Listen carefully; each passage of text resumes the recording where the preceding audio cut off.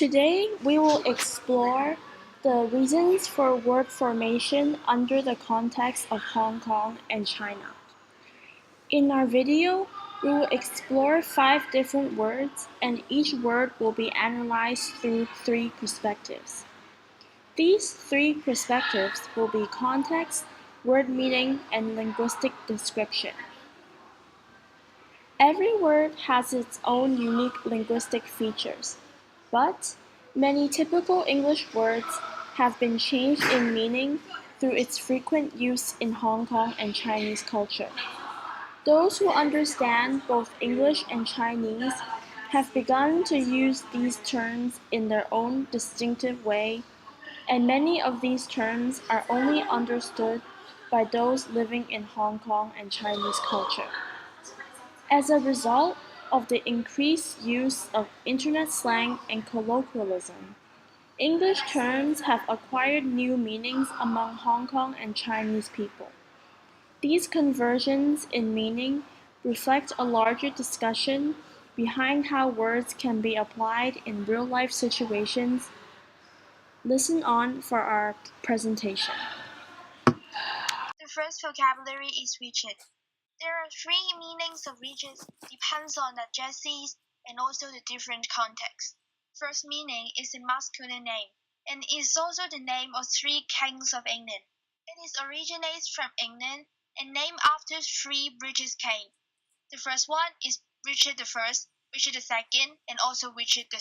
It is a vocabulary of Broad English, and we usually use it when we are naming a person and usually refer to a man. The first meaning of Richard can be categorized as a nominal, and is also an expression of gender in English, which refers to a name of male. Besides, it often expresses a nominative case which functions as a subject. Example: Richard as a noun. Nice to meet you. My name is Richard. Richard is also used when we are praising a man's appearance, normally describes someone who is really handsome and also charming. It originates from a Hollywood movie, Pretty Woman, in 1990. This movie not only won high box office in Hong Kong, the male protagonist, Richard Gere, also became the dream man in many Hong Kong women's heart, and therefore Richard became the synonym of charming, attractive, and handsome in Hong Kong. This meaning of riches is usually used in Hong Kong, and it not only frequently appears in the Hong Kong-produced dramas, but also in daily conversation. It is also commonly used and mutually understood among Hong Kong people who were born in the period of 1950s to 1980s, especially for those who grew up in Hong Kong. The second meaning of riches is under the category of nominal, and it is also used as an expression in expressing the quality. Example: Richard as a positive adjective. Oh my god, he's so Richard. I feel like I have a crush on him. The third meaning of Richard is applicable for both men and women in describing someone as stupid and silly, usually used as an irony and also euphemism. It is commonly used among the 90s and millennial generation. It originates from Hong Kong and developed in a famous Hong Kong online forum called Golden. It evolved from a Cantonese vulgar word, luk tat, meaning stupid and idiotic, because both luk tat and Richard share a similar pronunciation, and therefore the Hong Kong people use Richard as a euphemism in mocking someone who acts something really silly and looks stupid. It is commonly used among the 90s and millennial generation of Cantonese speakers of Hong Kong. It only applies in the Hong Kong context, particularly among the bilingual speakers of Hong Kong.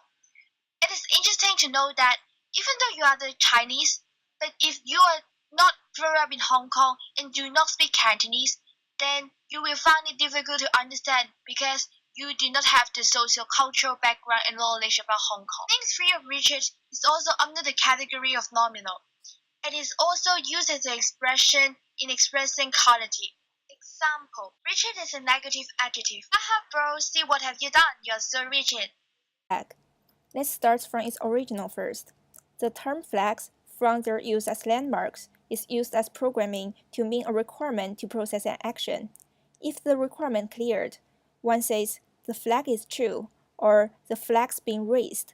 When it's not met, one says a false flag falls. Originally a programming term, it comes to be used to mean progress in a relationship. or omen of disaster, and other divergent meanings. A famous flag is speaking optimistically and holding on to hope when things are dire. Since most die after this, it's known as a death flag. However, the most common of meaning of flags is that they are symbols of countries. In this context, flags are nominals with a neutral meaning.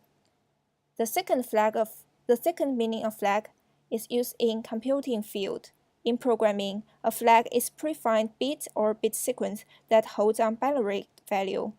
Typically, a program uses a flag to remember something or to leave a sign for another program. For example, in a message being exchanged by programs, a 3-bit flags field or data area might be set to one of 3 configurations: 001, 011, or 111. In this case, flags are nouns with a special meaning and their terminology in computing field, but they're still neutral. The third meaning of flags with the common word collocation death flag. It starts in a Japanese meme where a character says he will go back home and get married after the war. Tragically, he died in the war. It has some extensive collocations. For example, when a flag doesn't go as expected, or when a person stops the outcome in themselves or ignores it, it's known as breaking the flag. So in this case, flags are nouns, but it alludes to the meme in the Japanese culture. It has a elective meaning, and it's always used with the collocation breaking the flag. The third meaning of flag is in Chinese context. It has a synonym that resolution, but it refers to resolution which may not be achieved, and it is used as an irony. For example, let me set a flag. I'll definitely lose 20 pounds this month. However, everyone here in the world knows that this won't come true. In this case, it serves as a slang, and it has a elective meaning. So let's move on to our next word.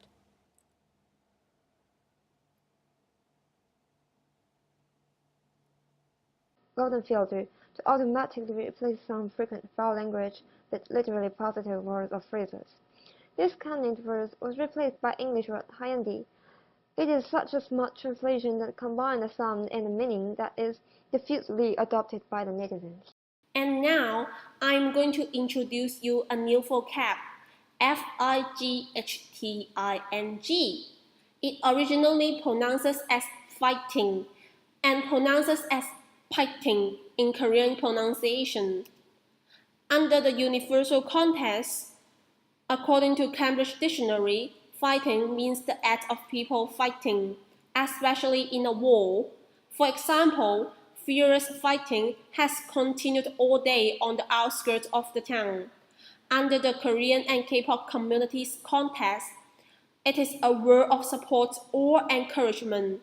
It is a present participle, whereas cheers and exclamations of support usually take the form of imperative verbs. For example, Korean fighting! It means support Korean! For synonym, fighting in Korean context shares the same meaning with come on! Or you can do it in English, and it means as same as oil in Chinglish. The word fighting in K-pop context derives from a Cornish misuse of the English word fighting, with the diffusion of Korean culture. This use of fighting was spread to the world.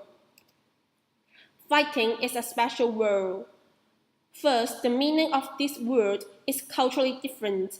Korean speakers share a different understanding to other English speakers. Second, originally, it only reflects the identity of Korean. Now, every K-pop fans will also use it to represent their identity.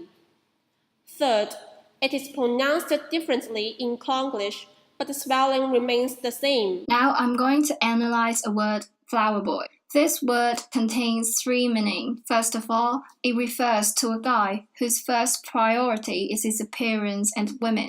A A flower boy likes to talk to women and is known for having numerous flings. For example, this word can be used in a conversation. In this example, the flower boy is referring to Paul, who is close with Becky today, and he was close with Kathy. He is playing around with women. For the second meaning, it refers to a guy who looks as good-looking as a flower, but he is not necessary to be feminine. Then in this example, it is used as a noun, which refers to a guy who is the hottest, sexiest, and the most attractive member of the group. For the third meaning of this word, it could be used to describe a boy that looks and acts feminine or girly. Then in this example, it refers to a guy who wears makeup. Let's talk about the origin of this word. The emergence of this word is strongly influenced by the concept of bishonen from Japan. Bishonen is a word which describes a boy who is as beautiful as a young lady. At the same time, there is a famous comic from Japan called Boys Over Flowers. The main characters are handsome, rich, and people call them flowerful. And this comic is extremely famous in Asia. This popular work has several live-action adaptations in Japan, China, Taiwan, and Korea. Because of this work, people start to use flower to describe a guy who is handsome just like a Prince Charming. Korean even create a new term, gukminam, so as to describe a good-looking guy. Guk refers to flower, min is beautiful, nam is boy. This term is frequently used by the media to praise the appearance of their idol boy group. Along with the Korean wave, this term has been spread widely. This word have different meaning in different contexts. For meaning 1, it is usually in a native English-speaking context as it is an English slang. For meaning 2 and 3, they are usually used in the K-pop fandom community. However, fans from the West and the East, they have different interpretation. The Western fans would think that flower boys are more feminine, but for fans from the Asia, they would think flower boy is more like a neutral term, which does not degrade the masculinity of the member. The word flower boy is nominal, and it is a compound of flower and boy. The gender use of this word is specified by the word boy. Interestingly, the word flower girl does not refer to a girl who is as beautiful as a flower. It means totally differently. The final word or phrase is hyandi, but be careful, it's a tricky word, for the meaning can be completely opposite in various contexts. Okay, here we go. The first meaning of the word is an informal greeting to the female relatives within a family context. This kind of meaning mainly shows in standard English and social contexts like UK and US, where the word hi is a casual greeting word, and auntie is an informal form of aunt, the sister of someone's mother or father, and wife of someone's uncle, according to Cambridge Dictionary. Moving to Asian societies like Hong Kong, Singapore, and India, the phrase hi auntie has experienced a series of change. In daily reality context, is a greeting to the woman at the age around speaker's mother. The change mainly lies in the word auntie. In that area, it refers to the women of the last generation. For example, the friends of parents, peers' parents, and even strangers. It's similar to dama when it comes to old women. For example, in the picture, the girl may say, "Hi John, this is my mother," and John, the boy, may greeting to his mother, "Hi auntie, nice to meet you." So far, the word formation of the phrase doesn't change too much except varieties. Hi in hi auntie is shortening from hiya, the abbreviation of how are you, and auntie is formed by adding inflectional suffix e to the word and. If we analyze in morphology, auntie is the combination of free morpheme and bond morpheme e, the suffix with meaning of informality and closeness.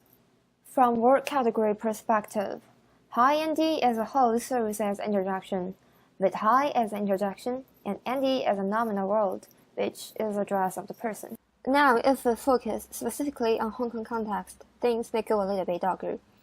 Hi auntie can mean to insult the person one is talking to. It can be seen as public protest slogans, which is high NT plus a big exclamation marker, as well as on Hong Kong local blogs, cattle teachers. The high comes as a file language with indot, which is exactly the Cantonese version of F word. While NT still means peers or someone else's mother. It is indeed a vowel language, however, it isn't considered difficult as an refinement when the speaker is extremely indignant. For example, it appears in anti-government demonstrations as well as just a debate on conversational policies in a legislation council. What's even more darker, the word high-NT is used when talking about coquettish women. It emerges within Hong Kong's social network context, such as Facebook and WhatsApp. In this situation, high carries the implication of sex, while NT means mature women. The unexpected change is due to the linguistic factors and social discourse of the phrase in Hong Kong. The gradient word high is the homophone of Cantonese vowel word high, which is the F word. This coincidence contributes to the meaning shift in Hong Kong bilingual context. The word first appeared on Hong Kong local BBS HK Golden, when the administrator implemented the program Golden Filter to automatically replace some frequent vowel language with literally positive words or phrases. This connected verse was replaced by English word high-NT. It is such a smart translation that combines the sound and the meaning that is diffusely adopted by the netizens. Our video today has discussed the linguistic descriptions, implications, and real-life utilization for 5 English terms applied in Hong Kong and Chinese context. Consequently, there is not one single definition for one word. One word can possess multiple meanings depending on its use in context or cultural background. In Hong Kong and Chinese society, changes in word formation is clearly seen through nearly created meanings for English words that have different meanings outside of Hong Kong and China.